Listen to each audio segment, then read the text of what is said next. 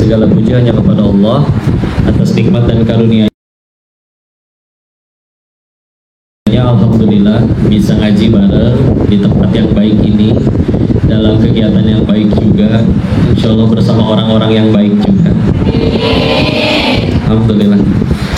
Semoga kumpulnya kita di sini diridhoi Allah dan jadi wasilah nanti juga diridhoi dikumpulkan di surganya insyaallah.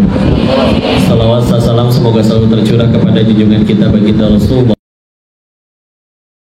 Muhammad SAW beserta para keluarga dan sahabatnya, dan semoga Allah sanggupkan kita istiqomah meniti sunnah-sunnahnya insyaallah. Salam takzim kami pada seluruh yang jadi wasilah diadakan majelis ini, para guru-guru kami, Ustaz izin Ustaz Wahyu, dan di teman-teman di IPMI dan yang udah hadir merelakan waktunya, energinya. Terpaksa tidak ke sini? Alhamdulillah. Berarti imannya sudah sehat semua ya. Karena imannya sudah sehat, kita tutup kajian ini. Subhanallah.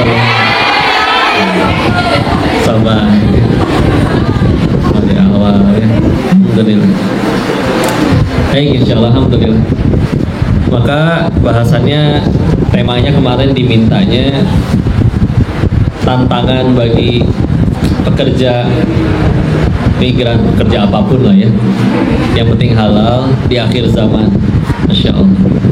Ya sebetulnya dengan ini saya berusaha husnuzon, kenapa banyakkan akhwatnya?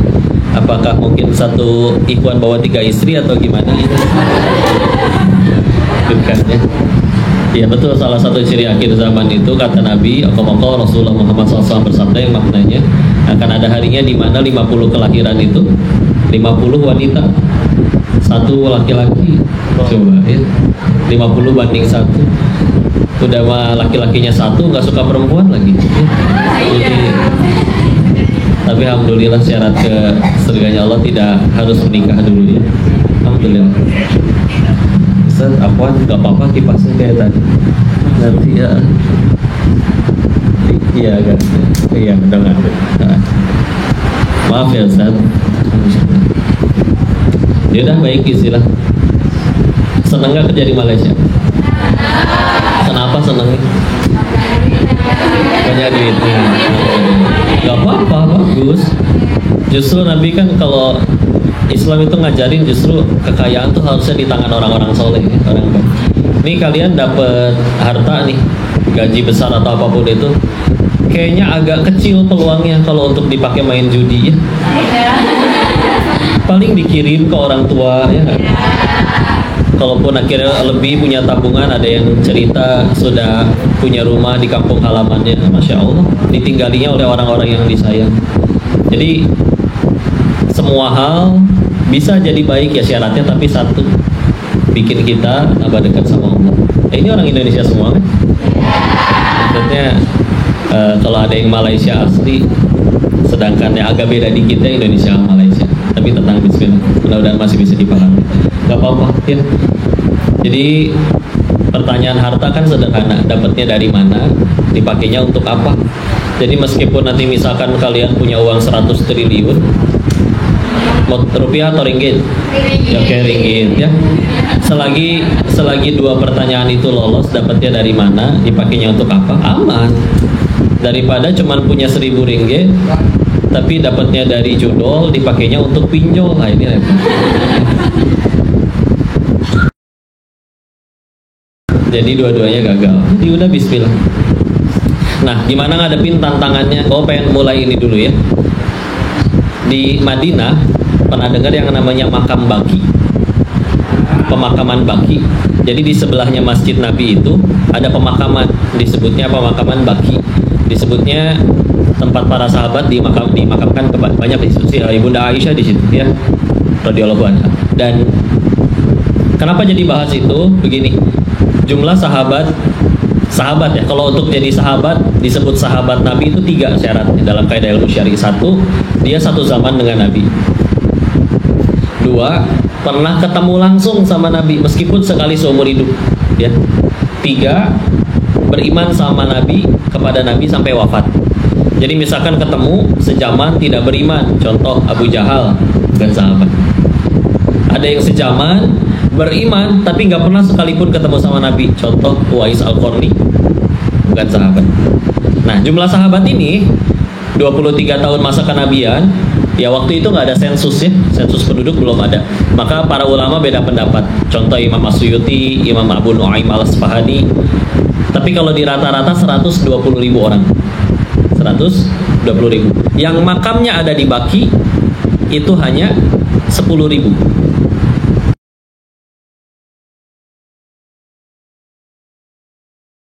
Berarti sisa 100 ini dia menyebar dakwah kemana-mana ya.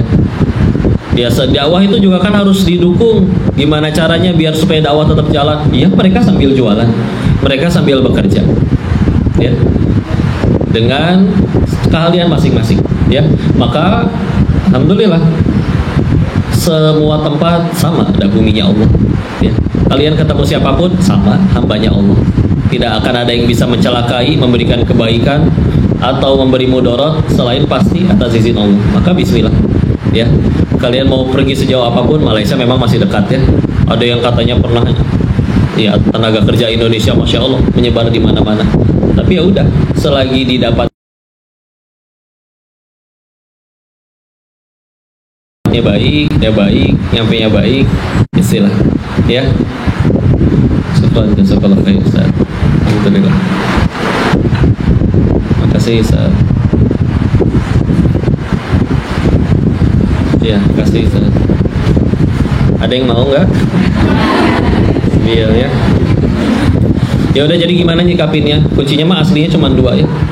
1 ilmu, 2 iman. Ulangi, 1 ilmu, 2 iman. Ya. Asalnya teh dari mana? Kalau bicara ilmunya, maka ya sudah Quran surat 58 Al-Mujadalah ayat 11. Kalau pengen ditulis cepat 58.211. Ya.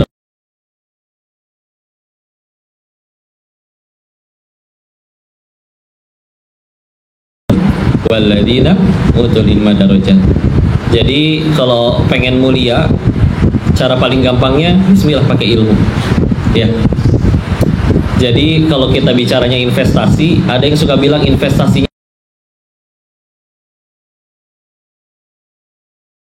leher ke bawah atau leher ke atas ya. Kalau misalkan leher ke bawah ya dia cuma ganti jam tangan baru, pakaian baru, silakan sih selagi dapatnya halal, dipakainya untuk kebaikan ya.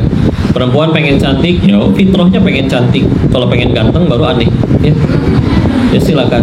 Apalagi kalau cantiknya untuk di hadapan suami sendiri tentunya ya, bukan suami orang ya. Maka silakan. Nah, tapi investasi yang juga penting ya udah leher ke atas, pakai ilmu ya.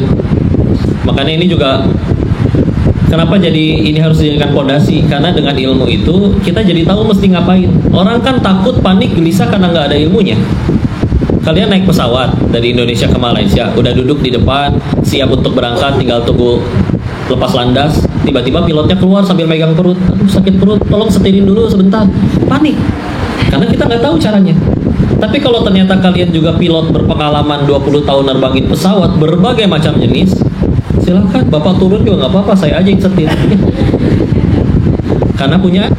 Dan yang lebih bahaya, orang bilang masalah kemanusiaan kok nggak cuma di Indonesia, dimanapun katanya kemiskinan, kelaparan, kriminalitas. Oh enggak, yang lebih bahaya adalah nggak punya ilmu atau tidak ingin nyari ilmu. Oh, ini lebih bahaya lagi. Orang nggak punya ilmu tapi ditakdirin lahirnya di keluarga yang mampu.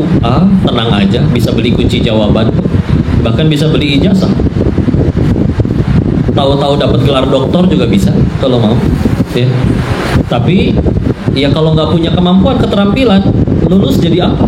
Bingung. Nggak punya kemampuan, kerja sebulan pecat, karena perusahaan tujuannya nyari duit, kilang tujuannya nyari duit. Kalau tujuannya nyari duit ini karyawannya malah membebani, siapa orang mau miara beban?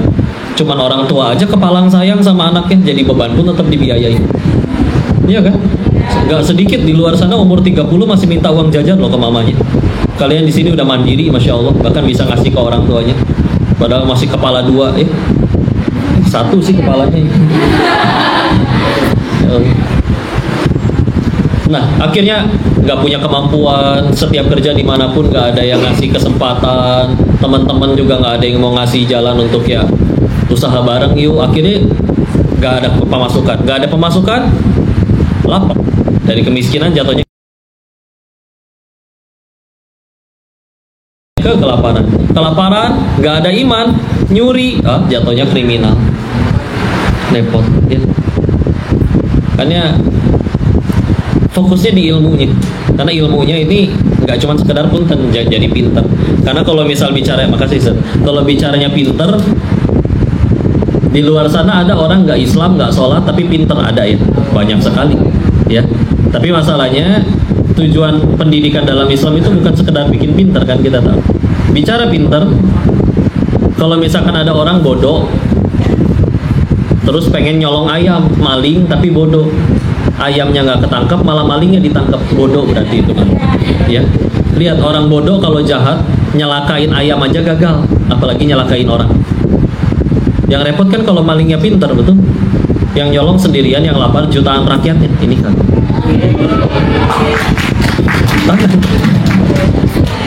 tapi dia pinter kok, pinternya ternyata dari kunci jawaban atau ijazah yang bisa dibeli. Ini baru ya, jadi masalah baru. Makanya tujuan pendidikan dalam Islam, ilmu dalam Islam ya, contoh Quran surat 62 Al-Jumu'ah ayat kedua, huwallazi ba'atsa fil ummiyina rasulan minhum yatlu 'alaihim ayatihi wa yuzakkihim. Dialah Allah yang menurunkan rasul dari kaum kalian sendiri yang ummi, satu untuk membacakan ayat-ayatnya, dua wa yuzakkihim, menyucikan jiwa.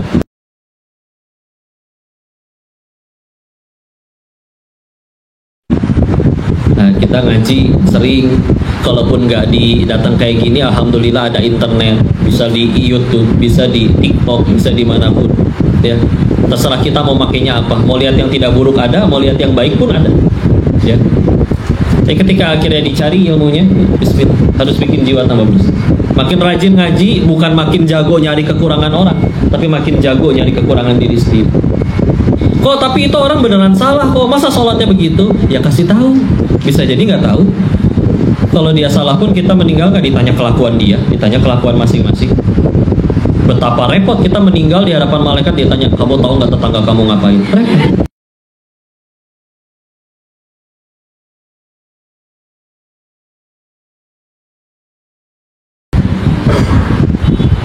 Tapi bukankah kita harus ngingetin? Iya, ngingetin nggak? Kadang kita mah bukan ngingetin, langsung memvonis, ngaco tuh ahli neraka. Nah, sekian banyak yang mungkin pengen datang ke sini. Tadi juga cek Instagram DM, ada yang udah nyampe dewan katanya, tapi kosong katanya. Kalian alhamdulillah izin nyampe. Allah nggak ingin kita nyampe, mudah tidak? Bisa ngaji, ibu kenapa bisa rajin ngaji ibu? Alhamdulillah, nggak harus bantuin suami, kemampuannya ada. Dulu suami sekolahnya tinggi di luar sana ya. Terus kok sekolahnya tinggi suaminya? Oh iya, alhamdulillah mertua itu mampu. Kok mertuanya mampu? Ya alhamdulillah.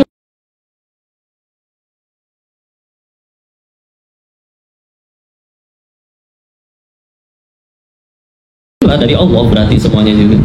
Berarti ini karena kitanya yang sudah soleh-soleha atau karena Allah yang tolong? Syukuri aja bisa. Ya. Oke, ilmu.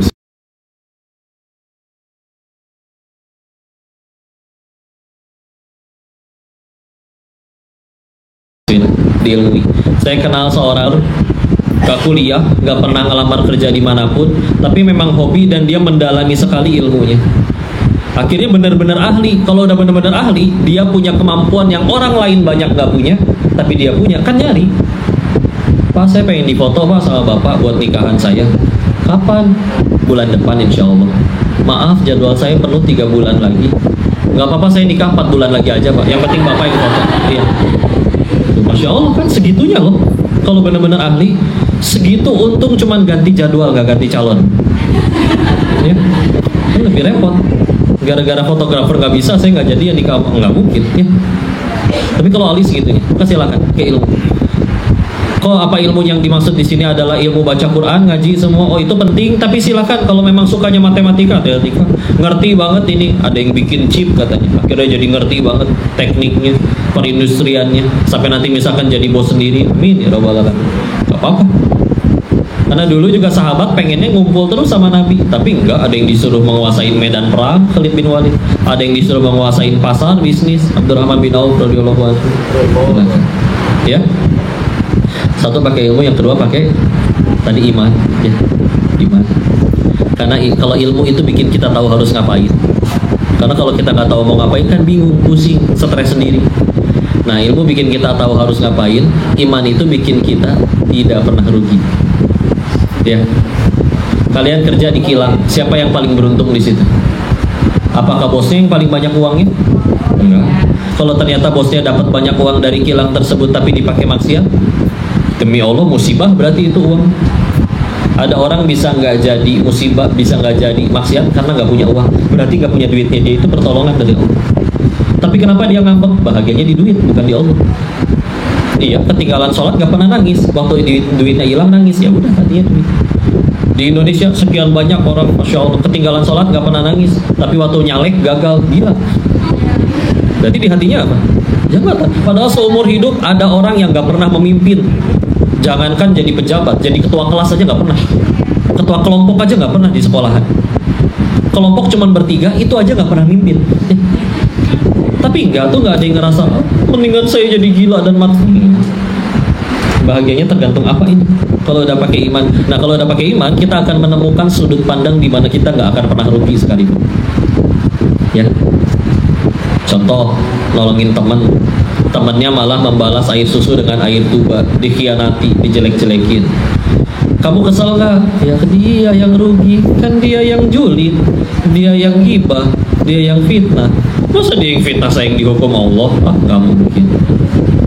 Tapi rugi dong udah nolongin dia jahat. Ya kan berbuat baiknya bukan supaya dia suka, biar Allah suka weh. Coba satu dunia cinta Allah benci, saya yang repot. Tapi tetap nyebelin dia udah jahat. Saya tuh bakal mati, cita-cita ke surga.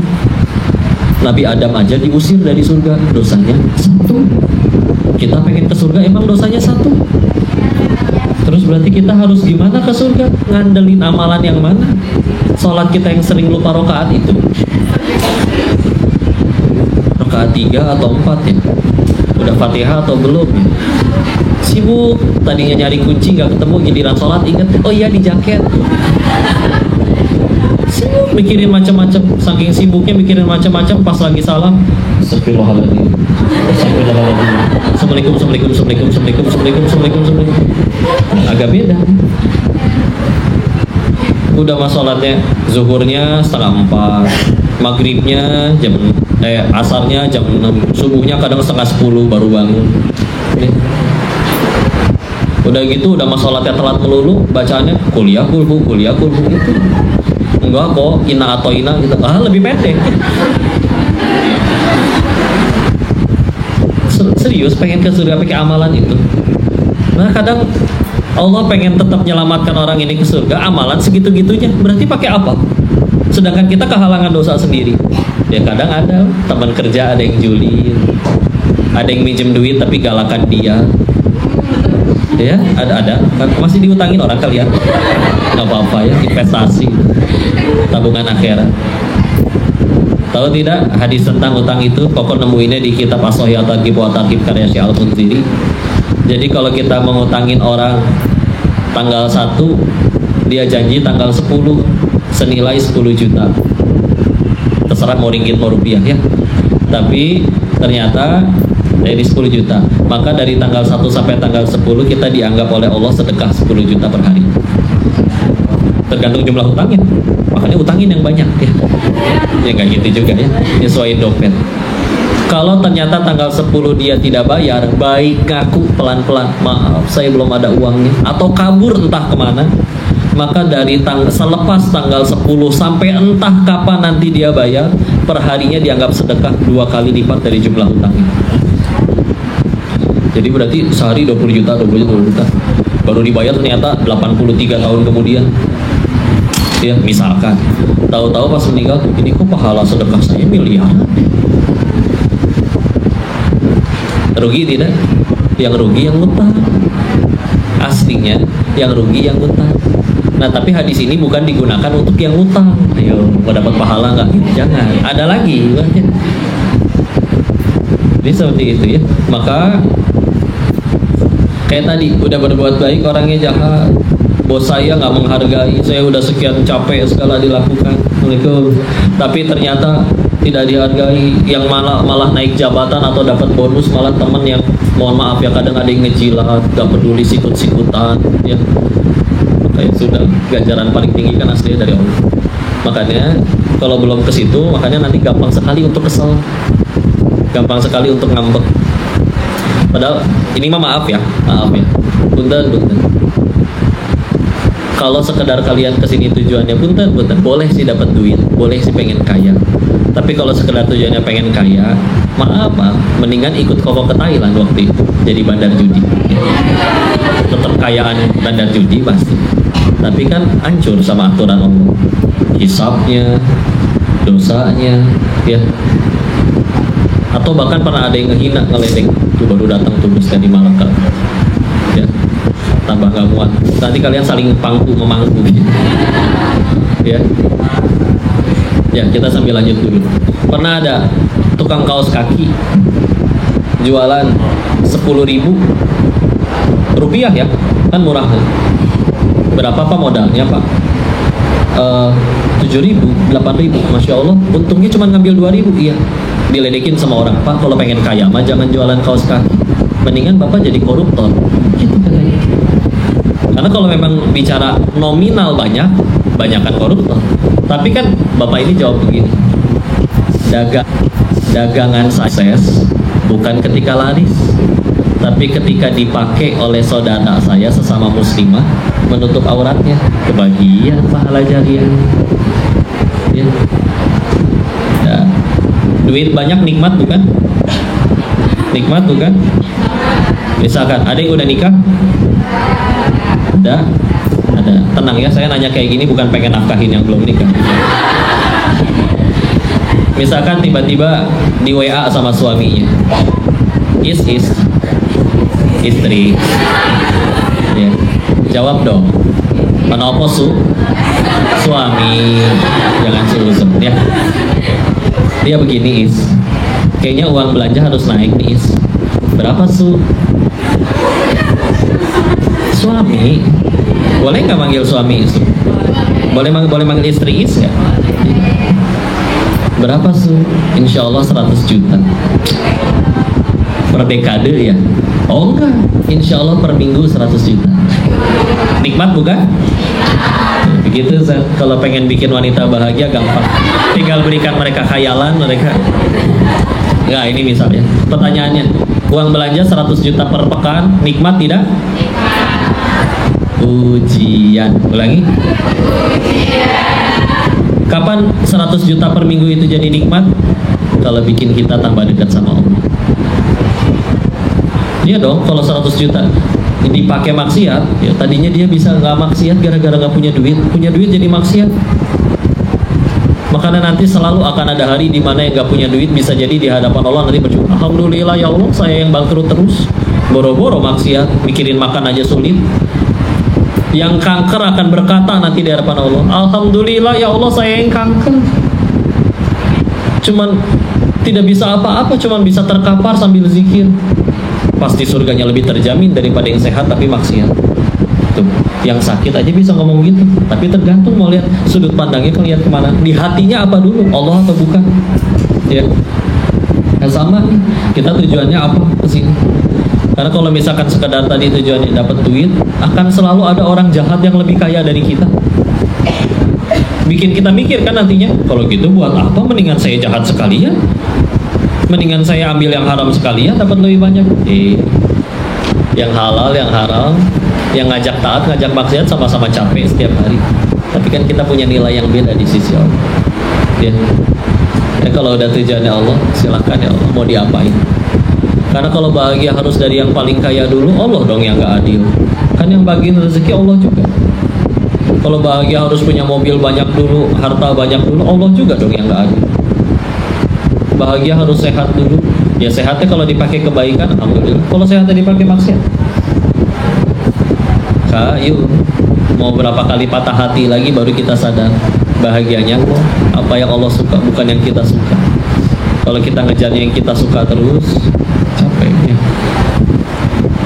Udah berapa kali kecewa sejauh ini? Ini survei sederhana ya. Satu, jawab sama-sama.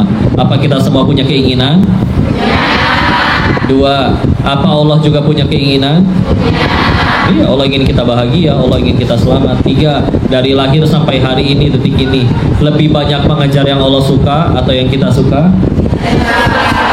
Empat, udah banyakkan ngejar yang kita suka, sebagian sudah terkabul, kok masih sulit bahagia? Yuk, berapa kali patah hati lagi baru sadar bahagia adanya pada yang Allah suka. Kita sih ngejar yang kita suka terus, padahal kata siapa yang kita suka itu baik ya, nggak melulu. Saya juga dulu sukanya permen. Waktu sakit gigi dimarahin sama ibu saya, diambil, ngambek, mama pelit, beli gelang emas aja bisa, masa permen doang nggak dikasih? Aku mau minggat dari, ya kan masih kecil. Tetangga lewat, ibu nggak sayang ya sama anaknya, masa permen aja nggak dibeliin? Karena sayang atau karena benci nggak dibeliin permen? Sayang. Jadi kalau kalian ada doa terus nggak dikabul, juga bukan karena Allah benci, bisa jadi diselamatkan ya. Tapi kenapa kalian ngambek? Ya kita bahagianya mungkin masih belum di Allah. Silakan nikmati ya. Ikhlas, bismillah ya. Yang paling banyak, siapa yang paling beruntung dari kalian? Satu kilang, satu kantor, satu perusahaan yang semenjak kerja di situ tambah dekat sama Allah aja. Gimana cara ngecek ya? Saya selama ini udah kerja di Malaysia bertahun-tahun kok, barokah nggak ya, baik nggak ya? Gampang ceknya, semenjak kerja di sini tambah dekat sama Allah. Kalau tambah jauh, musibah. Kalau jauh-jauh ke sini sekedar untuk maksiat, mah ngapain jauh-jauh? Jauh dari keluarga, ya, repot. Ya. Jadi udah tujuannya kita pakai ilmu, pakai iman. Karena dengan dua hal itu, maka kita lihat pantesan ya para nabi. Kadang kita kan suka adu nasib. Ya kan ada teman cerita, aduh bosku begini, kantorku begini, gajianku tertunda, dulu belum apa-apa, gua 3 bulan, oh adu nasib aja sekalian sama nabi yuk. Pahala banyakan mereka, ujian lebih pahit mereka.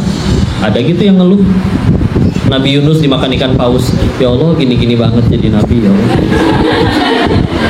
Enggak, sibuk aja, sibuk tambah takwa mau, nggak nyalain siapa-siapa. Ada yang siapa-siapa, ada yang dibuang ke sumur sama saudara kandung, dibuang ke sumur sama saudara kandungnya, akhirnya dijadikan budak,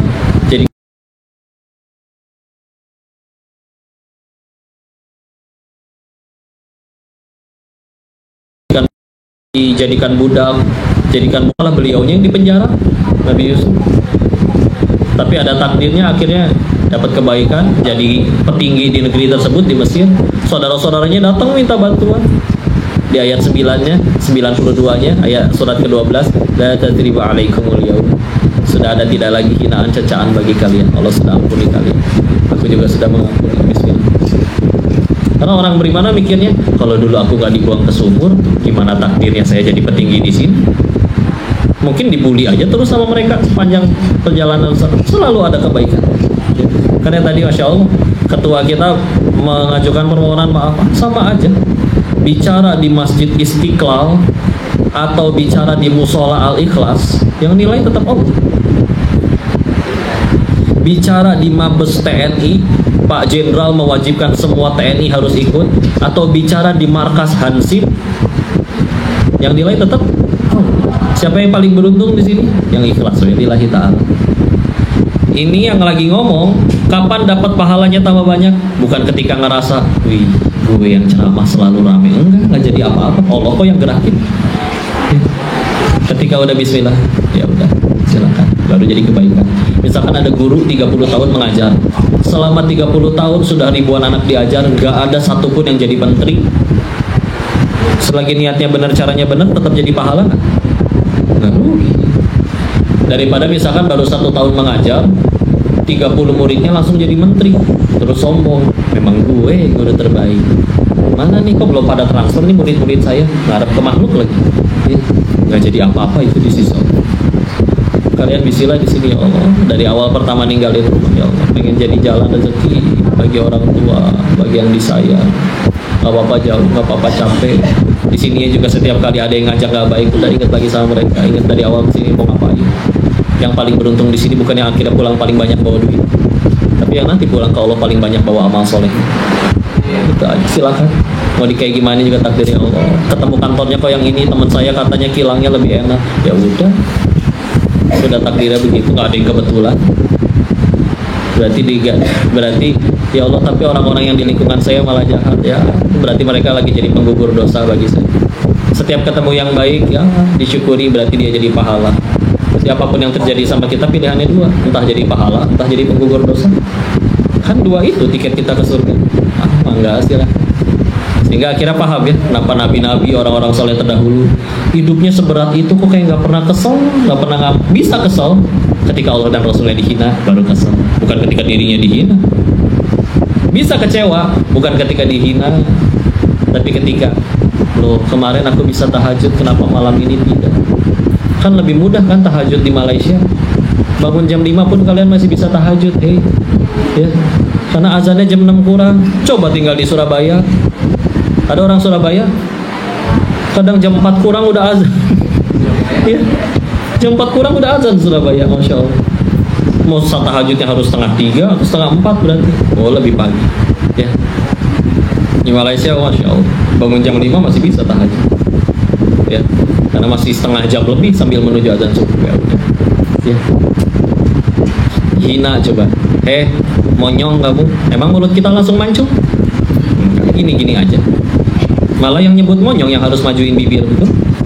Coba sebut monyong tanpa majuin bibir. Biarin aja. Lagian ini faktanya ya. Kehinaan yang orang lain sebut lebih sedikit daripada kehinaan kita yang asli.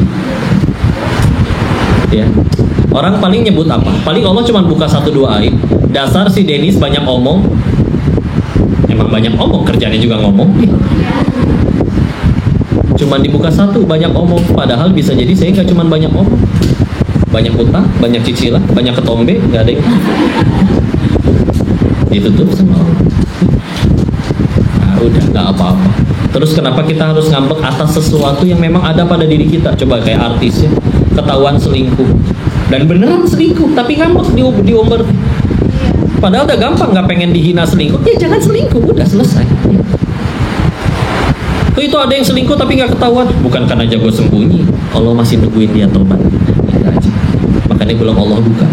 Kalau mau buka gampang, dibikin lupa di password kali handphone, atau dibikin CCTV-nya ngerekam semua kejadian. Kalaupun dibongkar, paling kebongkar 1 selingkuhan, 1 kejadian, 1 CCTV.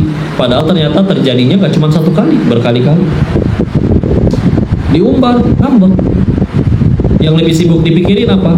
Followers kabur, endorsan hilang, kontrak sinetron diputus. Kalau itu yang dipikirin, stres. Tapi kalau yang dipikirin adalah gimana caranya gara-gara kejadian ini saya jadi diampuni Allah.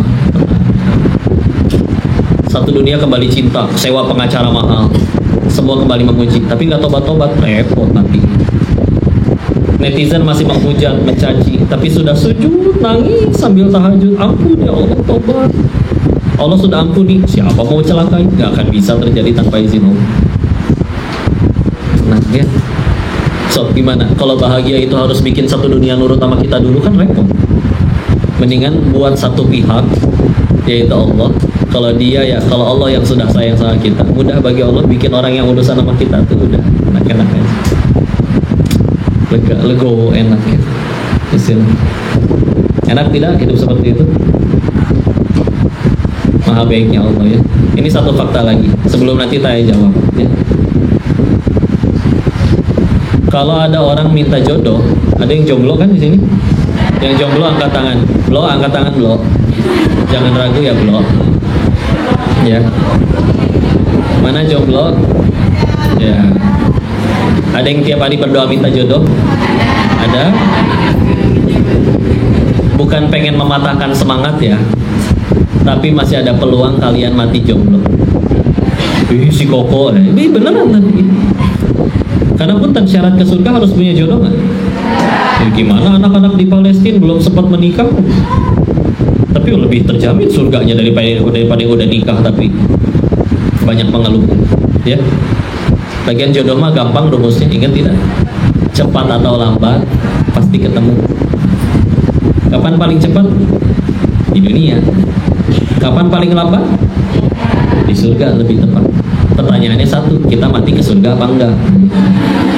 Ya. Karena ada yang bela-belain lepas surganya, yang penting dapat jodoh di dunia. Ya udah deh, aku nggak apa-apa pacaran. Ya udah deh, nggak apa-apa ketemu dua-duaan. Ya udah deh, nggak apa-apa dipegang.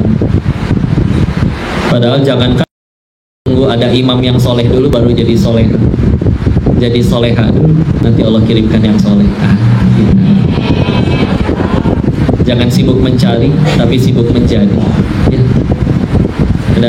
Kan kita suka salah fokus ya. Ketika naksir, sibuk mikirin gimana ya caranya dia suka. Ngasih kue, ngasih boneka, dinyanyiin, pinjem jaket temen, pinjem motor temen. Enggak, hati mereka nggak dibolak-balikan itu. Ya udah, tinggal layakkan diri kita di hadapan pencipta si dia.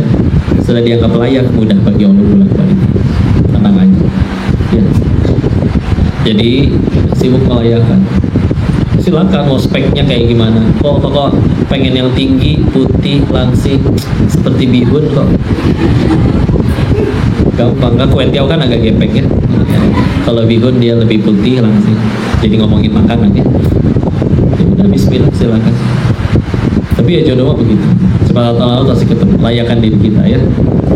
Sama, lanjut lagi dulu. Kalau ada yang minta kaya, juga ada yang sampai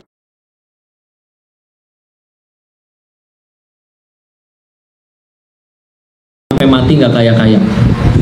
Ya, pelit? Enggak. Karena tadi bisa Allah tahu soalnya. Ini orang kaya ngaco nih, mendingan gak usah dikasih duit. Ya. Yang ketiga, ada orang minta sehat, tetap sakit sampai wafatnya. Apakah karena Allah nggak sanggup nyembuhin? Bukan. Karena akan ada harinya tadi dia bersyukur. Makasih ya Allah, saya yang sakit, boro-boro pergi maksiat, cuman bisa tahan sakit sambil zikir. Maka dia pasti lebih baik derajatnya di sisi Allah daripada yang sehat tapi maksiat. Ya. Sebentar dunia mah. Kapan? Berapa lama paling lama di dunia? 70 tahun? 80 tahun? Ada yang nggak nyampe. Petani aja rela panas-panasan di sawah 4 bulan demi panen yang cuma 1 minggu.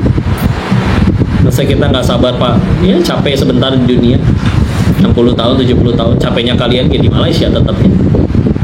Bisa jalan-jalan, masih dapat gaji. Habisnya kalau jajan aja ya. Tapi tetap istilah dapat ganjarannya, surganya Allah yang abadi. Masa nggak tahan sebentar ya. Bismillah. Tapi kok minta jodoh belum tentu dikabul, minta harta belum tentu dikasih, minta jabatan belum tentu dikasih, minta sehat aja belum tentu dikabul. Kabar baiknya, ada satu doa yang kalau ini yang kita minta, pasti Allah kasih. Minta apa? Minta hidayah. Yuk, nanti cobain bangun malam ya. Gak ada siapa-siapa, gak ada yang lain, jangan sambil live tahajudnya ya. Sendirian, gelap, gak ada siapa-siapa. Ambil wudhu di tengah keheningan malam, angkat tangan, ya Allah, ini hambamu pulang ya Allah. Ngaku banyak salah, tapi kalau malam ini kau izinkan hamba berdoa ya Allah. Anugerahkan hati hamba hidayah ya Allah. Minta itu, karena kalau sampai itu yang Allah kasih, kalian mau hidupnya kayak gimana pun selalu nemu cara bahagia beneran demi Allah. Tapi kalau misalkan gak Allah kasih hidayah, lihatlah para koruptor di negeri kita. Mereka sebelum nyolong uang negara aslinya juga udah kaya. Kenapa nyolong melulu? Berapa banyak kejadian perselingkuhan, istrinya lebih cantik daripada selingkuhannya, betul? Jangan terlalu menjiwai, ya, tenang. Sampai orang bilang ternyata jadi pelakor itu nggak perlu cantik, hanya perlu apa? Gampang. Karena kalau di Indonesia banyak senjata untuk gatel, herosin, salisil, salam 88. Tergantung gatalnya. Kalau gatalnya panu ya kalpanak, fungidem. Ya. Ntar kalau ada yang gatal ke suaminya, kasih bedak. Ya begitu ya. Mohon maaf bercanda. Ya udah bisa, nggak ada yang lebih mahal. Gimana tidak mahal Nabi dakwahin pamannya Abu Thalib 23 tahun, yang dakwahin nabinya langsung nggak dapat hidayah, nggak syahadat. Nabi Nuh alaihissalam 950 tahun dakwahin anaknya, tetap kena.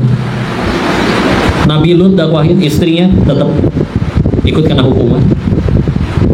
Nabi Ibrahim ngedakwahin ayahnya, tetap bikin patung berhala. Kalian nggak pernah minta hidayah, nyampe ke sini ngaji. Di luar sana ada yang lagi jalan-jalan, manfaatin hari libur, milih ke sini, oh mahal demi Allah. Makanya kan kata Nabi, hadis dari Muawiyah bin Abu Sufyan, kalau Rasulullah Muhammad SAW bersabda, yang maknanya, man yuridillahu bihi khairan yufaqihu fiddin. Oh, terkenal sekali ini hadis. Barang siapa Allah inginkan kebaikan, maka Allah akan fahamkan dia agama. Nah,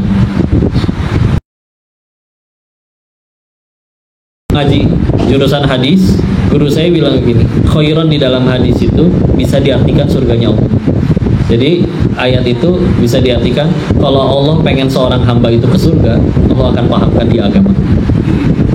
Kok gimana caranya paham agama tiba-tiba hafal 30 juz mendadak, dicolokin flash disk langsung di copy gitu? Nggak mungkin. Tapi dibikin jadi pengen ngaji tanpa dipaksa. Datang. Oh, ternyata gitu ilmunya. Oh, ternyata gitu rumusnya. Diamalin, dirinya berubah jadi tambah baik. Padahal mudah bagi Allah kalau pengen masukin siapa mau ke surga, matiin aja langsung saat itu juga. Kenapa malah dibikin pengen ngaji dulu? Supaya kita sempat ngajak orang-orang yang kita sayang. Surga itu indah, tapi kayaknya kalau kesendirian nggak sama keluarga, kayaknya kan agak yang kurang pasti. Kita sambil nikmat di surga, tapi mendapati ternyata orang tua masih belum mau ngaji misalnya.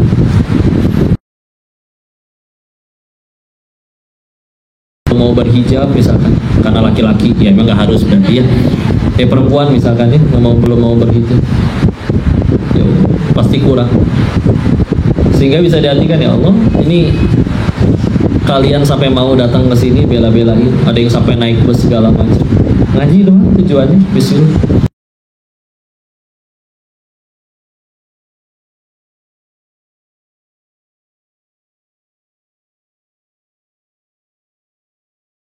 Bismillah.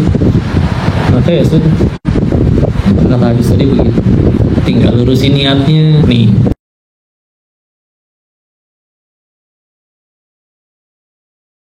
Niatnya, kalau benar-benar niatnya ngaji, mau tempatnya gimana, bahkan kalau yang ceramahnya nggak jadi datang, tetap dapat pahala nggak? Nah. Tapi kalau niatnya pengen selfie dengan yang bicara, ketahuilah yang diajak nyelamatin siapapun ke surganya Allah, nyelamatin diri sendiri aja nggak bisa. Jadi udah lurusin aja. Jadi kalau ngelihat ada yang ceramah tuh, ya Allah ini ngkongko, biasa juga ngkongko jualan samcan. Tahu samcan? Tahu kan? Itu kalau udah nggak bisa makan ya, udah muslim sekarang ya. Daging babi maksudnya. Ya.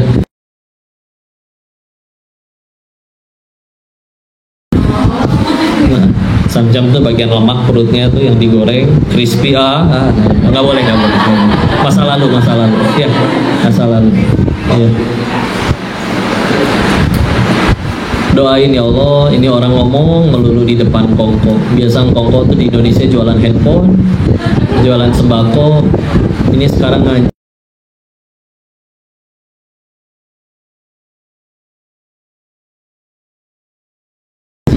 Quran surat 26 Asy-Syu'ara surat ke-26 ayat 88 dan 89.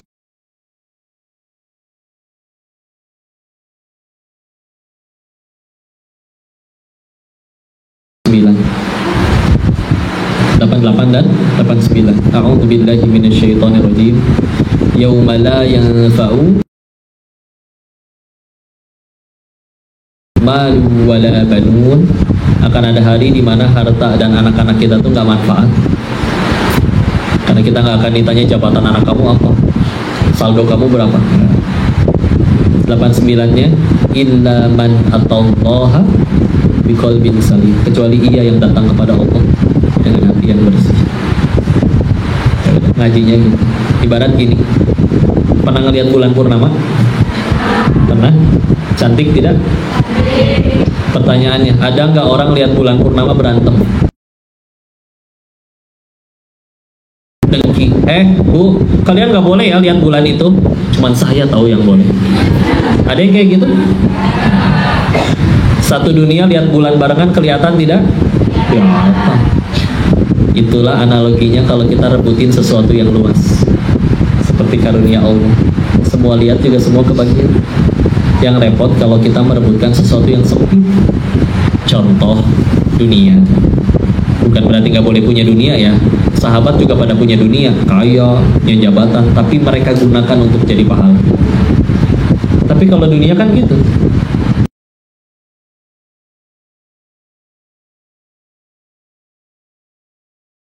Gimana rusuhnya itu satu negara. Kemarin kampanye pemilu yang rebutan cuma 3 aja berantemnya se-Indonesia, tahu nggak? Ya.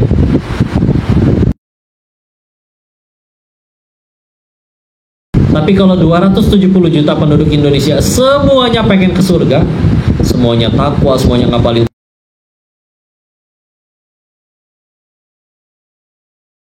zakat, semuanya puasa, bisa nggak semuanya ke surga? Bisa, luas. Karena kalau misalkan tadinya kita adem aja, baik-baik aja, akur-akur aja, tahu-tahu berantem, sederhana. Ada dunia nyelip di antara kita. Pasti berantemin dunia. Ya. Sedikit. Ya. Maka udah, Allah takdirin punya dunia, ada takdir viral, ada takdir dia punya uang banyak, punya. Tapi kan kapan-kapan itu baru jadi kebaikan kalau bikin tambah dekat sama Allah. Kasih langkah ya. Satu tentang supaya kerjanya enak di sini, menghadapi tantangan apapun karena sudah punya bekal ilmu dan bekal iman. Jadi nggak bingung harus ngapain dan juga nggak pernah rugi. Yang satu lagi, kau paling titip untuk persatuan aja, jangan pada berantem. Ya. Malu sama Palestina. Kita kalau sedekah buat Palestina nggak mikir-mikir kan? Mereka kunut nggak ya? Mereka sebelum Al-Fatihah tuh bismillahnya dikerasin atau yang enggak ya? Mereka celananya cingkrang nggak ya? Kalau tasyahud jarinya gini terus atau utek-utekan gini ya? Nggak pernah mikir kan? Saudara tahu. Cuman masa harus tunggu darah mereka tertumpah dulu baru kita bersatu? Jangan pada berantem, bersatuin. Sama-sama dari Indonesia, sama-sama seiman. Nah, berarti. Oh tapi dia betulan salah, ingetin. Berarti Allah lagi izinin kita dapat pahala. Tapi teman-teman saya salah semua. Oh berarti tiap hari kita dapat pahala dakwah. Ya Masya Allah ya, ada orang yang udah benar-benar ikhlas gitu ngerawat. Kadang ada yang ngerawat orang tuanya, udah harus pakai popok, udah harus nyuapin makan. Kadang orang tuanya sendiri sampai gak enak, maaf ya nak, 5 menit sekali mama kompol, harus membawa pispot apa. Anaknya malah jawab, gak apa-apa mah, berarti 5 menit sekali aku dapat pahala. Kan enak. Ya, nutup nih. Ada yang udah punya anak? Bayangin udah punya anak, nanyain ke anak, nak mau beli mainan apa? Bayangin kalau ini anak malah menjawab, seridonya mama aja. Ya Allah. Itu tadinya kita udah budgetnya cuma 100 ringgit pun bisa kita kasih itu 200 juga. Karena pengen ngasih lebih. Daripada misalkan ini anak, ma aku nggak mau tahu ya, pokoknya handphonenya harus yang terbaru, kalau enggak aku nggak sudi pulang ke rumah. Ya saya ambil dari film-film azab ya, sebenarnya seperti itu ya. Seperti itu. Mungkin tetap dikasih, tapi kan dalam hati, ya Allah nah, gitu banget sih kamu nah. Cobain kita kayak gitunya ke Allah. Bangun dalam hati, tadi selain minta hidayah, sisanya, ya Allah, hidupku ada dalam genggamanmu ya Allah. Seridonya kau aja ya. Kasih hidayah, kasih keridoannya siapa. Sisanya aku yakin kau pasti baik. Gak mungkin kau dengan sengaja jahatin aku ya. Gak bisa. Saja kayak gitu udah enak. Daripada nuntut, padahal Allah pengen ngasihnya 1 juta ringgit, tapi kita selalu berdoa, ya Allah 100 ribu, ya Allah 100 ribu. Oh mintanya dikit sih, jadi cuma dapat 100 ribu. Padahal ada takdir lain yang bisa dapat 1 juta dalam bentuk nominal. Tapi ya kan, Tahu dah. Aslinya sebelum kita berdoa, Allah udah tahu belum kita mau doa apa? Tahu. Terus buat apa kita tetap berdoa? Ya, makanya kadang ada orang saking yakin Allah Maha tahu, jadi doanya tuh ngegampangin. Ya Allah, tahu kali. Amin. Itu kurang ajar ya, jangan kayak begitu. Ya. Besoknya berdoa lagi, ya Allah kayak kemarin. Amin. Itu jangan ya, ada adabnya dalam berdoa.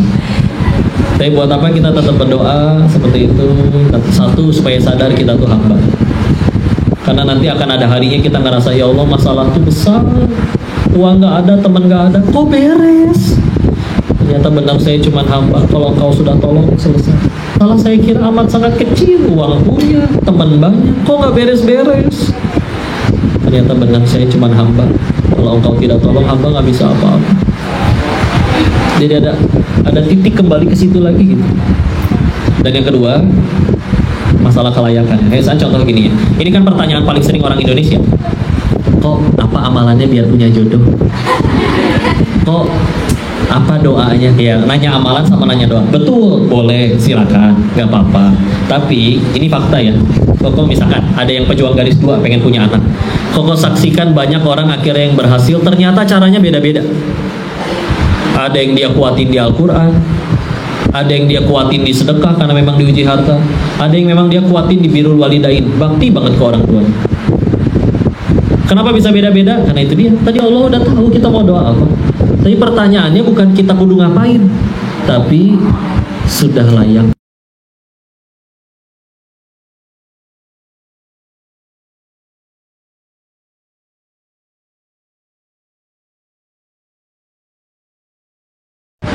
Layakkan diri. Para sahabat, 10 sahabat yang dijamin surganya, salah satunya Abdurrahman bin Auf. Kenapa beliau kaya? Kalau mau jujur, perbedaan mendasarnya mendasar banget. Mereka jadi kaya, efek samping. Kita pengen jadi kaya, tujuan utama. Ini yang mereka. Sampai duha juga biar kaya. Bukan gak boleh, bukan. Tapi terlalu receh kalau dibandingkan dengan apa yang akan Allah kasih. 10 sahabat tadi, mereka udah dijamin surga oleh Allah dan Rasulnya, malah tambah taat. Coba kalau bayangin ada suara dari langit, mbak bakal ke surga, tahu besok bisa nggak mau sholat, udah dijanjiin ini ya. Karena silakan amalannya apa, kalau punya keinginan apa, tapi jangan sekedar bertanya apa doa dan amalannya ya. Terserah, Allah tahu kita mau minta apa. Tugas kita satu, layakkan diri kita agar doa kita itu layak dikabul. Dan kadang kan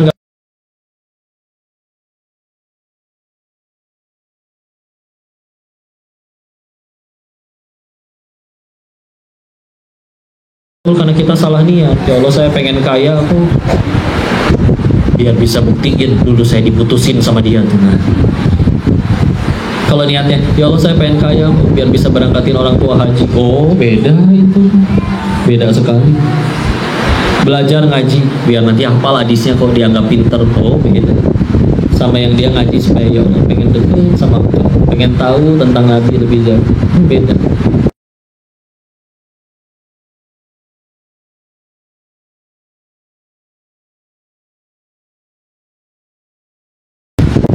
Kalau ada yang mau diobrolkan, diskusikan, tanya jawab, curcol, curhat, mangga, silakan.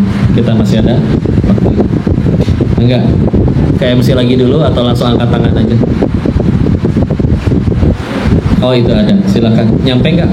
Tapi insya Allah kedengerannya. Mangga berdiri aja, disampaikan pertanyaan.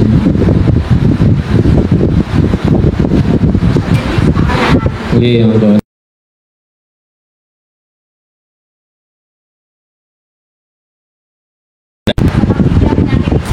Oh, karena ganjarannya. 2.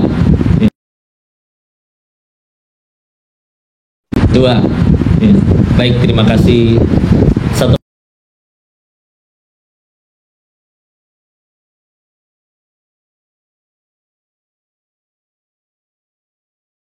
Persatu ya, langsung ya. Karena kalau ditanyaannya suka lupa. Kalau udah umur segini tuh aduh. Jadi ciri orang kalau udah tua tuh cirinya 3. 1, cepat lupa. Ciri kedua sama ketiganya saya lupa. Jadi saya udah tua.